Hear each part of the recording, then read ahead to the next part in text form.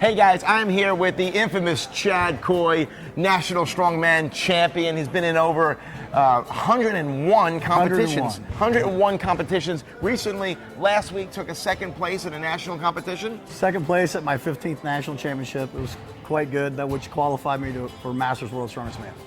Awesome, and Chad's been a strongman for many, many years now, going on what, 20 years that you've been practicing and training for strongman? Since 1994, yeah. 1994, so 22 years.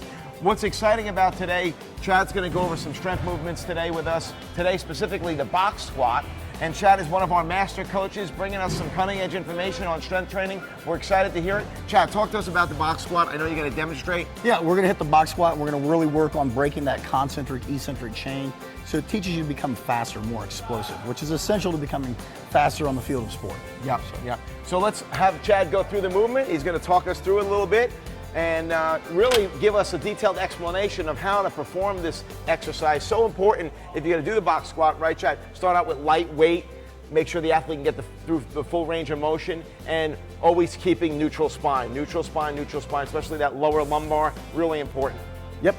So we're going to take a step underneath the bar, get the bar in place, get nice and set up so your feet are a little wider than shoulder width. You'll notice my hands are a little wider than normal. That's because of my shoulders. It gives me a little more comfortable. I'm going to actually, as I start to set up, take a big deep breath, bracing my core. Okay, I'm going to sit back while I'm keeping my core nice and tight. As I sit back, so my butt goes back, my knees go out, I sit down. If you'll notice that my shins stay at a vertical shin angle, and then as I power off the box, everything here stays nice and tight. So I'm going to explode through my hips. Okay, now we're going to do sets of 2. So what we're going to concentrate on is our speed. So we're going to take a big deep breath.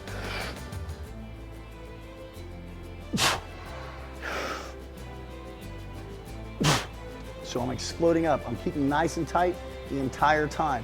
The only thing I'm kind of relaxing is when I sit down, I want to relax my hips just enough to break that concentric eccentric chain and then to explode off using my glutes and my hamstrings as well as my quads. Yeah, you know, one of the things I want to add to this, Chad, and this is such a great movement on that concentric phase, right? You're really controlled on the eccentric. One of the cues I like to coach is imagine there's a walnut right here and crack that walnut right at the crease or the seam of where your hip folds. So when you think about cracking that walnut when you sit back, you're really activating that psoas, getting those hip flexors to pull yourself into that squat position. And you do it so naturally, you know, because he's done this exercise so often and so much that some of us sometimes use different external cues to crack that walnut. So that's a great movement, Chad. What else can you say to wrap up? Well, you could actually make a few different alterations with it. You could actually use bands for compensatory acceleration or chain for compensatory acceleration. It just depends on where your athlete's at. Most people probably just need bar weight, and that's good. What I normally do is work with about 60% of your max, so 60% of your 1RM, and do sets of 2s and focus on the speed. The key to the speed here is actually you should complete the set within 3.5 to 4.5 seconds to keep the speed on the bar. Now, if you're kind of fancy, you could have a Tendo unit that would tell you what you're doing. But if you're like some people, I like the old-fashioned stopwatch, so I just keep it under the time. And then take enough rest to where you're ready to go, and then do your next set. You can knock out 10 to 12 sets, and it doesn't take much time, and then you're faster. I believe that's a huge takeaway. Sets of 2, 60% of 1RM, getting the set done within 4 or 5 seconds, and really working on speed. This is a speed movement, not a lot of weight.